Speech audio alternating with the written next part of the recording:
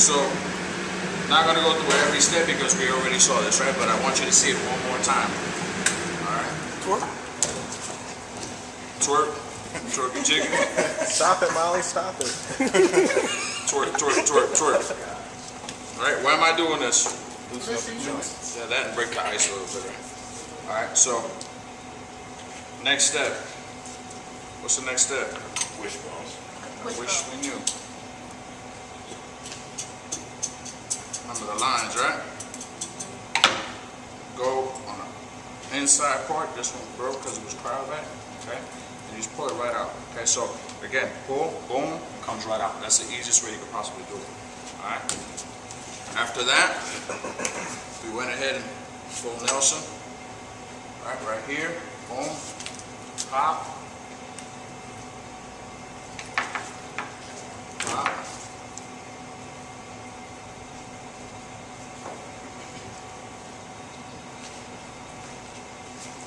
Find a line of fat, right? Some of y'all, it's right there again, right there. Yeah, that's before it, so when you go there, the actual oyster comes out, all right? When you hit the joint, you can go ahead and pull. Side.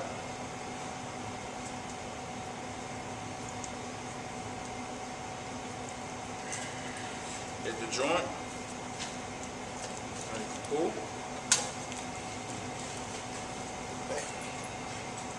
Hit the back, the line right there lets you know. Go all the way down to the joint. See right there, comes out. Again, this side.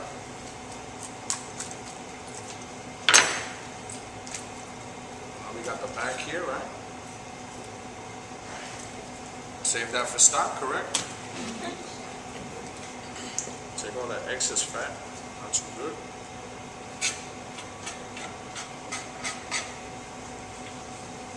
All right.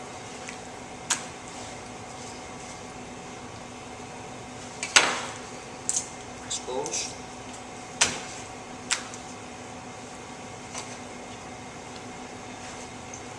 Boom.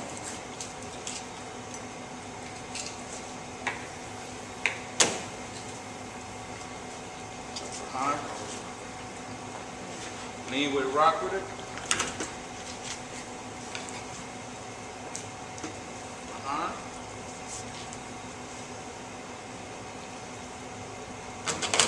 Lean with it, rock with it, right?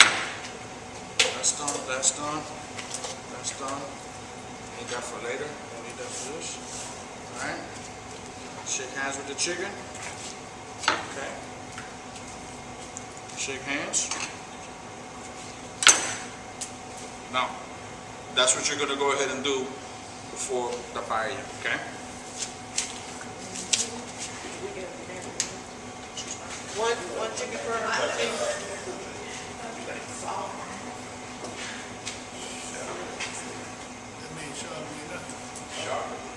What's the name? You're going to go ahead and do one chicken per team. Alright? One chicken per team. Alright? Go ahead, clean and sanitize the area, right?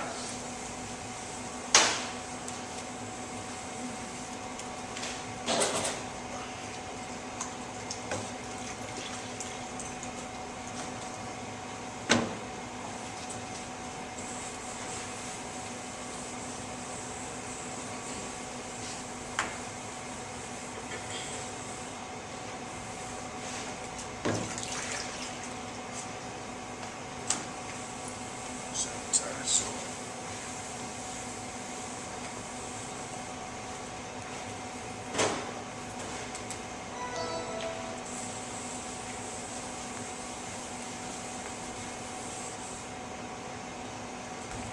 Now,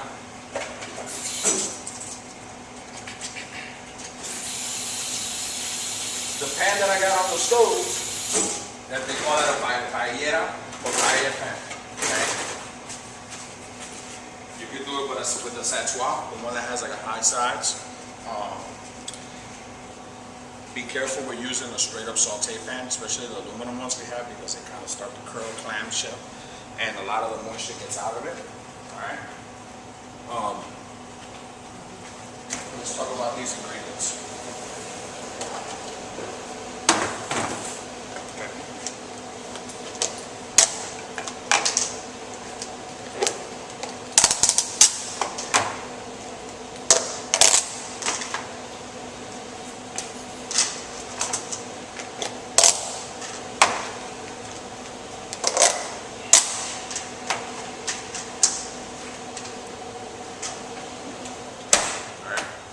So,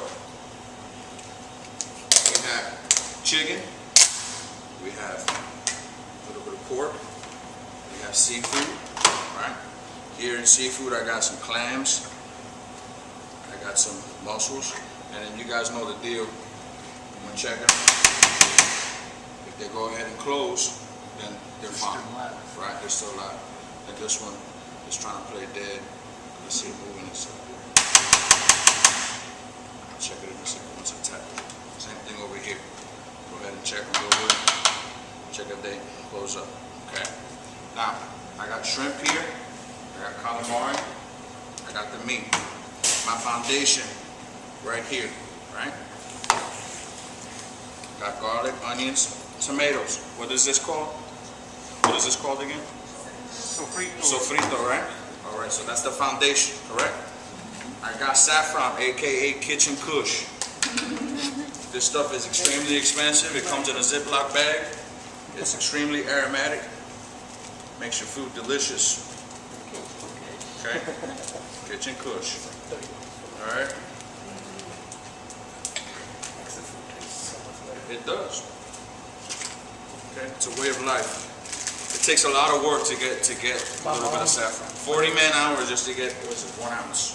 Whenever my mom's here, she buys all her saffron from here and then take it back to Bangladesh. Oh yeah? There's some people that smuggle it from Iran. You go through it. The best saffron is found in Iran.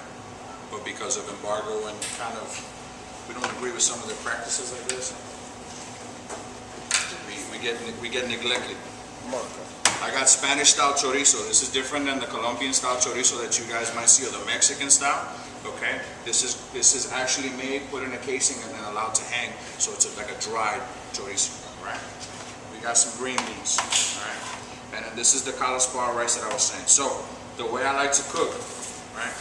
I'm gonna go ahead and stage my area first, right? So I know I gotta sear my chicken first. After that, I gotta go ahead and do my pork. After my pork, I'm gonna go ahead and take this out, and I'm gonna put my chorizo in. After my chorizo, I'm going to go ahead and put my foundation down, right? When I put my foundation down, I'm going to put my spices. In this case, I'm going to go ahead and use a Spanish paprika. Spanish paprika, what it's going to do is give it a little bit of color, a little bit more color, okay? And to go along with the saffron. The saffron I like to put in 2 different stages. First stage is with a little bit with the foundation to kind of get into the oil, and the second time when I add my liquid. Okay, the liquid is also going to kind of draw it out. Alright, then these don't take this long. Right, so I got shrimp, I got calamari. The calamari and the shrimp,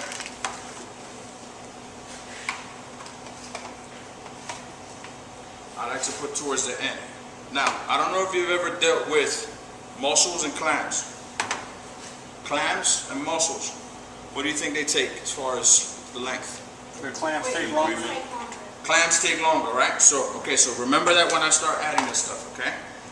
So, now, after my foundation, I got my spices, right? I should have my liquid at that moment. Then I'm going to go ahead and add this, right? Then I'm going to put the green beans. The green beans are not blanched too hard, all right? So, you guys follow me so far? Alright. Go ahead, season here. A little bit of salt here. A little bit of pepper. Alright. We talked about smoke points, correct? Yes, sir. I'm going to go ahead and start. I got this pan nice and hot. Alright. I'm going to start with a little bit of soybean, just a little tiny bit, just to help that extra virgin olive oil. I'm going to use a really nice extra virgin olive oil with it, okay? just to kind of get that flavor in the actual the protein. All right.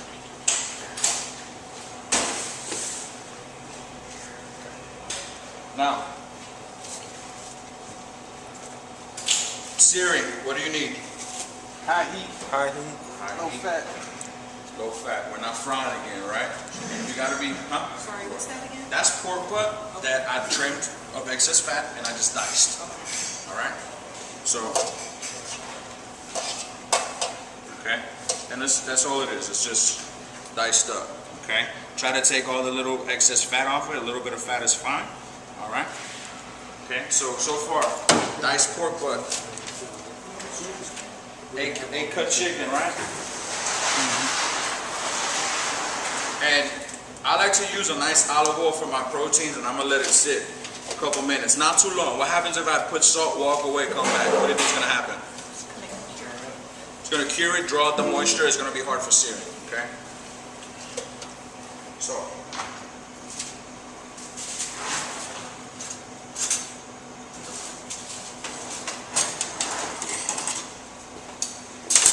This is a practical option that you guys might have. This is one of the things. The chicken Marengo is one. This is going to be number 2. Okay? Okay, so we're going to go ahead.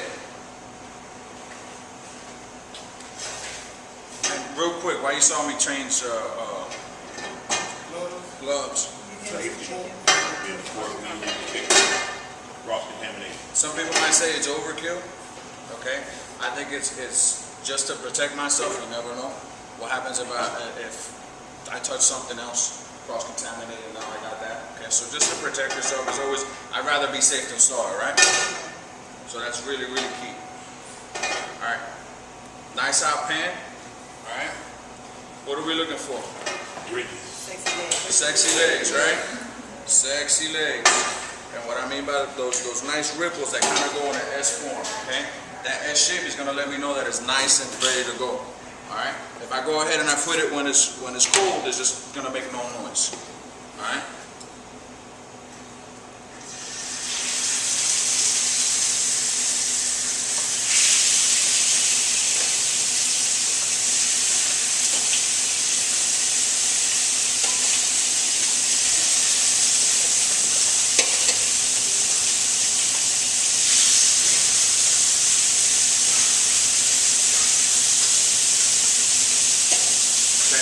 I'm gonna go ahead and put my meat, my chicken first, right?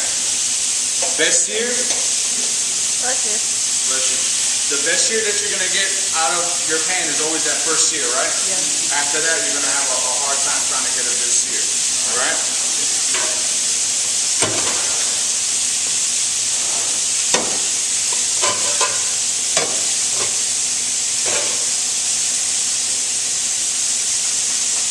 I'm looking for what reaction to happen right here. Maillard reaction, correct? All right.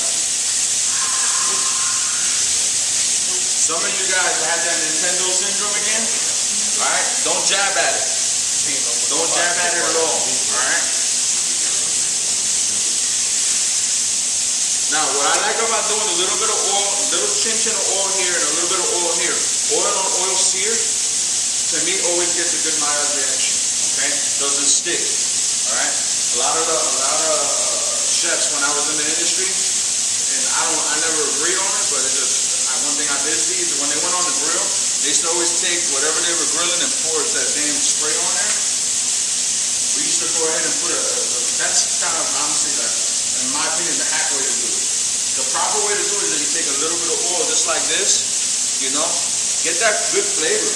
Give it some flavor. We used to take oil and infuse it with herbs and stuff like that. So when that protein seared, not only did it get the flavor of the oil and everything, it also got that Maillard reaction. Every 2 for 1. That spray has a lot of gas in it, and it actually tastes in some cleaner foods. It has like a propane type of taste to it, the gas. Okay. I had a chef that I made that mistake when I was in culinary school. I went ahead. I worked at this place, and the guy. Sprayed it on a piece of meat, not knowing any better because I saw other people doing it, right? And he said, he took toast, he cooked the toast, and he sprayed it on the bread and said, taste that. It was a wrap. After that, I get it. right?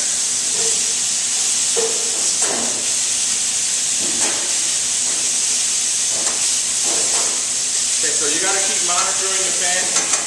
This side of the pan is cold, this side of the pan is hot. So I don't know if you noticed, I just moved it a little bit, just so that heat kind of disperses better. Alright? You're gonna see that I'm gonna cook this chicken. I'm gonna go ahead and sear it, take it out, put my meat, sear it, take it out, then I'm gonna drain some of that fat out of it. The reason why is because this right here has a buttload of fat. Alright?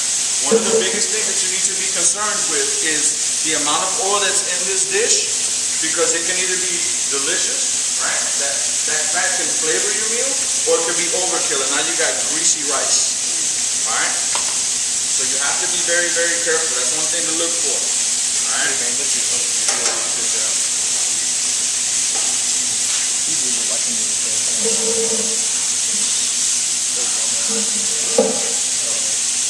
You're gonna see me do another thing. I'm gonna go ahead and add my rice. When I add my rice, I'm gonna add my liquid and all that stuff.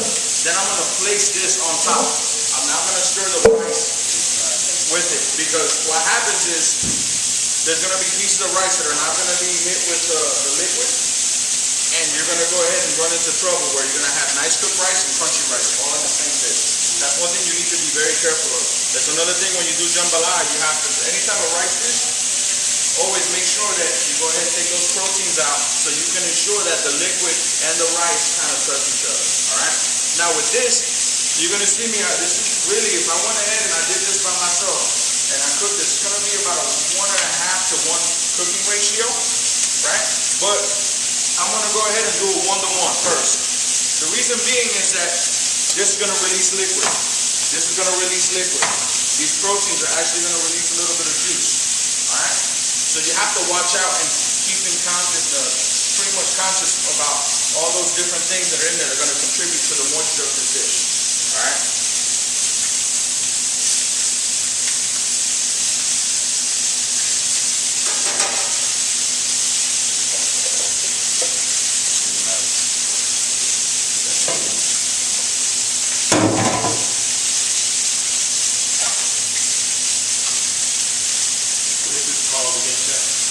Chorizo. Chorizo español. What is it? It's a sausage. O-R-I-Z-O. Chorizo.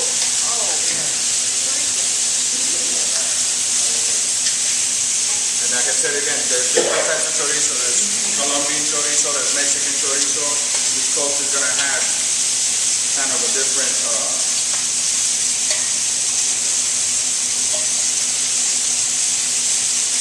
different version. The Mexican, I always notice it has a little bit of clove in it. It's a little spicier. Okay, Colombian, not as spicy as the Mexican. And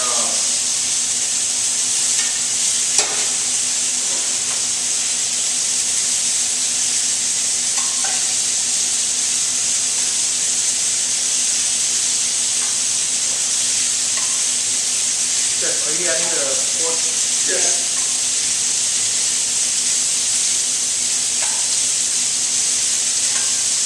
Pork butt again. Alright.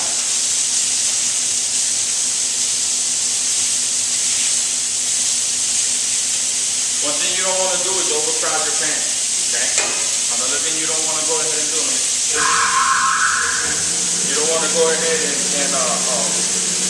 kind of have too much fat in here. Again, I keep reiterating that. Be careful with the amount of fat you have in here. Alright?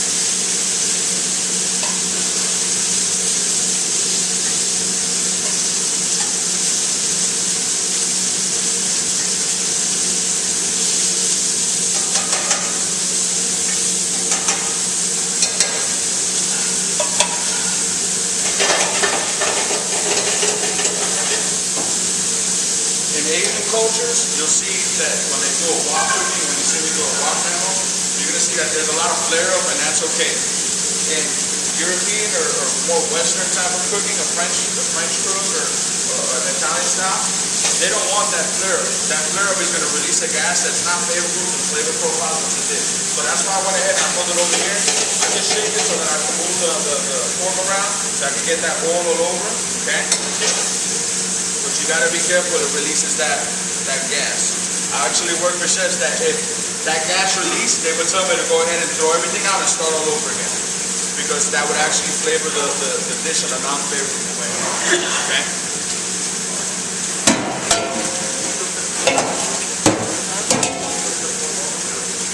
Actually, let me get that little pan. Sorry. My oil pan.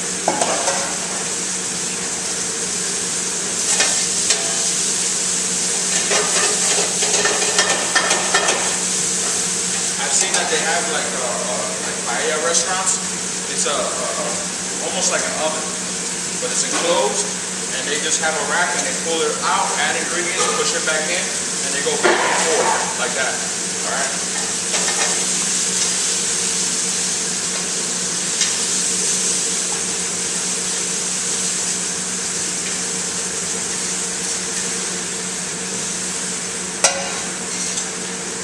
Okay, so now I got my pork seared, I got my chicken seared, correct? Okay, what did I season with the salt? Salt and pepper, good olive oil, right? Alright. Got a lot of oil here. We're going to go ahead and kind of an old pan, reserve some of it. You can always add, but you can't take away, okay? And you'll see what I'm talking about. I'm going to go ahead and add this.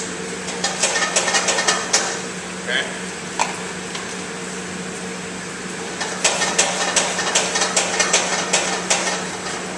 Turn my flame off because it was high heat, correct? So turn it down and just look. You see how the oil's starting to come out? See that? It's starting to get real shiny. It was dry before. I want to use that oil to flavor my dish versus a lot of this. All right. If I need more, and you'll see me kind of gauge it. What I'm looking for is so that the actual vegetables look a little bit moist. It's really the oil that you're looking at, all right?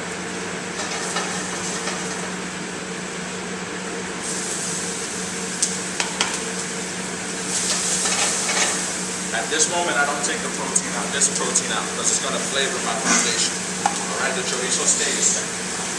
Nobody puts chorizo on the corner.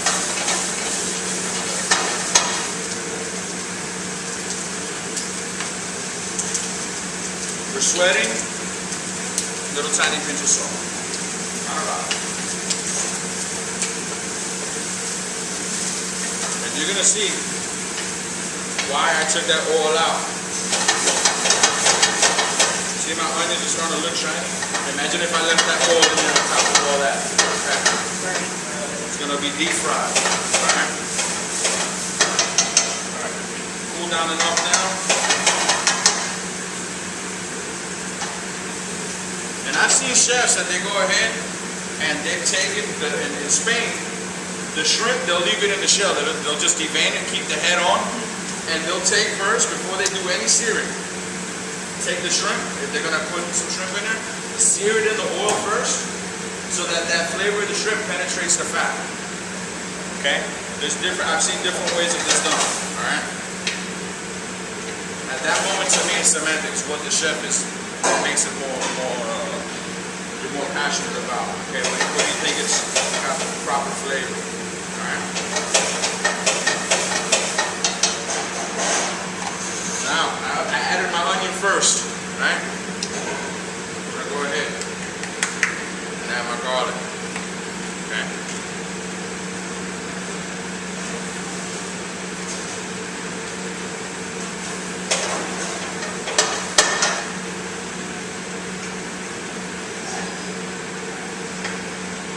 This one, guys, I would set aside a good 35 to 45 minutes to just do this. Alright, this whole dish is going to take about a good 35 to 45 minutes. Alright, so make sure you have everything ready to go. And literally, you're going to stand here, do everything step by step by step, put it in the oven, clean your area, come back, put the rest of the things, finish it, and you're done. It's going to take about a good 35 to 45 minutes, okay? I repeat.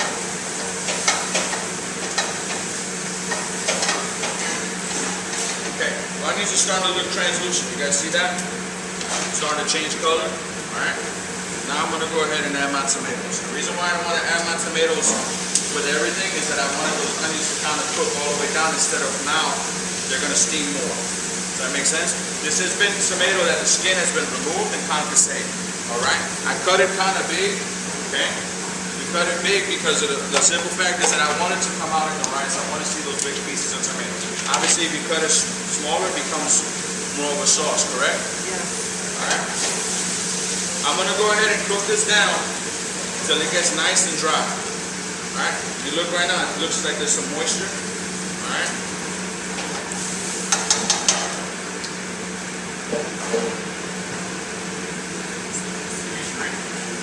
Huh? Enjoy.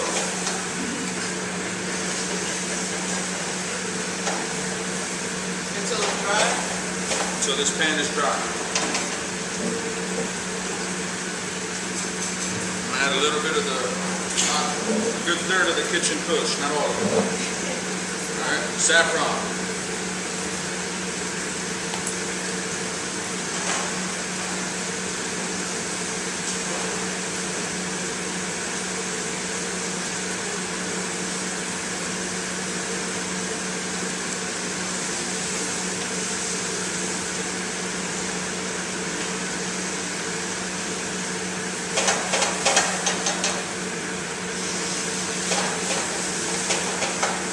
This dish you cannot rush. Okay? You cannot rush this dish at all. Love it. Yeah, this one.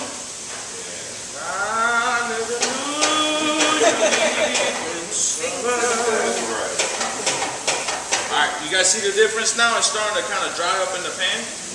Alright? We're about good 2/3 of the way there. Okay? You see how like the color from the saffron is starting to come out? The paprika that's in the actual chorizo is also starting to color my vegetables, which is a good thing. Alright? I like to add a little bit of extra paprika. Alright? Spanish paprika. Not Hungarian. Okay, not Hungarian. The Spanish call this pimentón.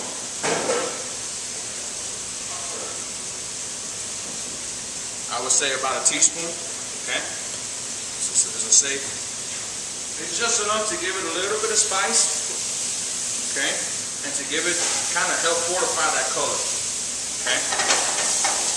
Let's say you got the saffron is kind of weak, that paprika what it does, it helps with the color also, okay. You hear that sizzling happening now more, okay. Before it wasn't, now it's starting to sizzle more. That's what we're looking for, okay. Thank God I took the oil out because I think I have the proper amount of oil in here, okay. So I don't need this, okay? We might come back to it when we add the rice, okay? Just gonna hold right it. now, we don't need it, okay?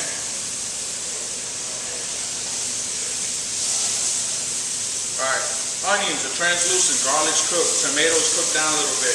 You're starting to get that nice sizzle, okay? That aroma, yeah.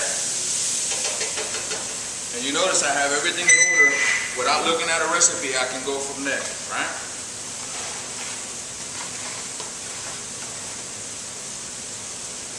Go ahead now, and you guys are going to do half, but because it's a big glass, I'm going to go ahead and do a full. Alright?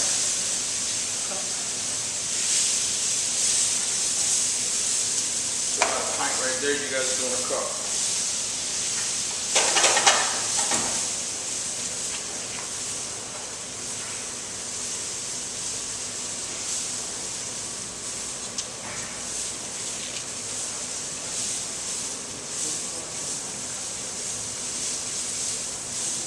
Okay, again, I'm looking at the rice. You see how it's starting to dry up my pan? See that? Okay, the rice is not shiny. You know how you're supposed to pearlize the rice when you peel off? Okay, again, I'm doing this in the style of peel off, really, right? Because if you look at it, a purist is gonna go ahead and add the liquid and then put the rice on top, shake it, and call it a day. By adding the actual rice right now, it gets the flavor of the oil, the flavor of the pan kind of gets into that rice, and that color starts to really come through first.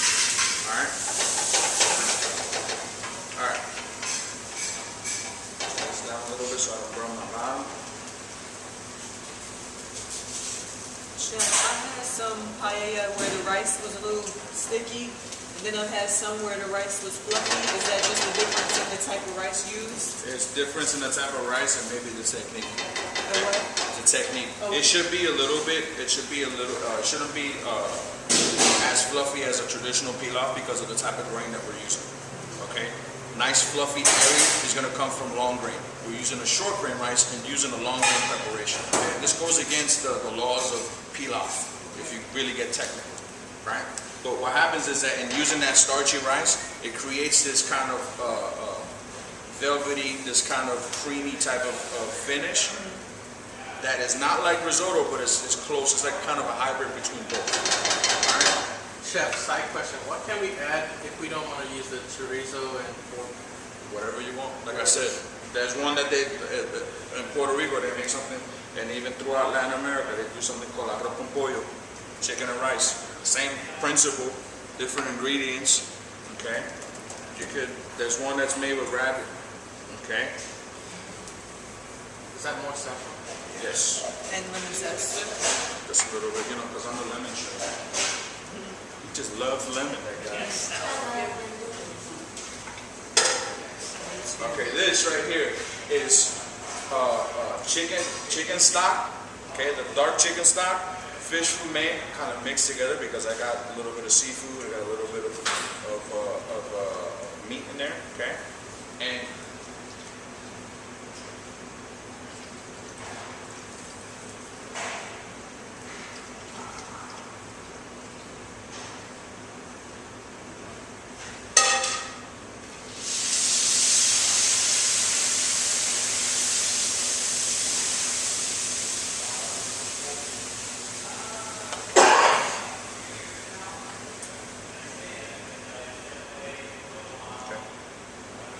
Do not mix, right? at this moment, the most you can do is shake the rice. Okay. I put the saffron. I don't know if you guys noticed while I was talking, a little bit of lemon zest, a little bit of saffron. All right. Now I'm gonna go ahead and I'm gonna put my chicken down. All right. Believe it or not, the steam that comes from the rice will cook this chicken all the way out. It's actually gonna reduce. It's gonna release juices, which is gonna help. Okay.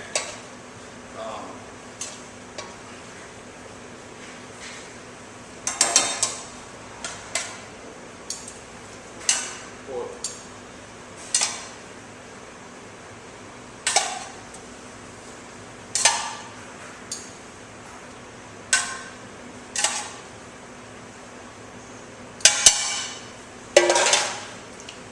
Last thing I'm going to do before I go ahead and, is I'm going to go ahead and put my clams.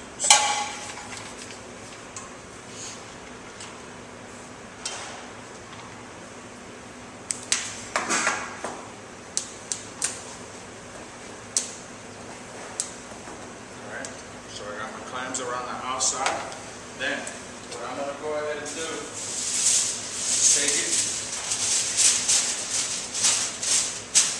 cover it. I can finish it on the stove top, or I can do it in the oven. By doing it in the oven, it's going to give you. Okay. Now, you saw how long this takes? Restaurants, what they do is that they'll go ahead and make a really good rich saffron stock, right? Then they'll go ahead and turn around and cook the rice about a good 50-60% of the way, and then amongst an order, they sear the chicken, everything, put it all together, put it in the oven. That still takes 20 minutes. That's why if you go to some places, they'll go ahead and they say, if you get paella, anticipate a good 20 to 30 minute wait. That's a way to speed it up. Okay. Now, I'm going to go ahead and cook that. Okay. Cook that for about a good 10 minutes. All right. After that, I'm going to go ahead and check, okay, for seasoning, that type of stuff. All right. I added some salt to the foundation, so it should have enough. They're seasoning the proteins, so all that should work together. All right. If I have to adjust it, I could do it afterwards. All right. Can you turn that off for a second?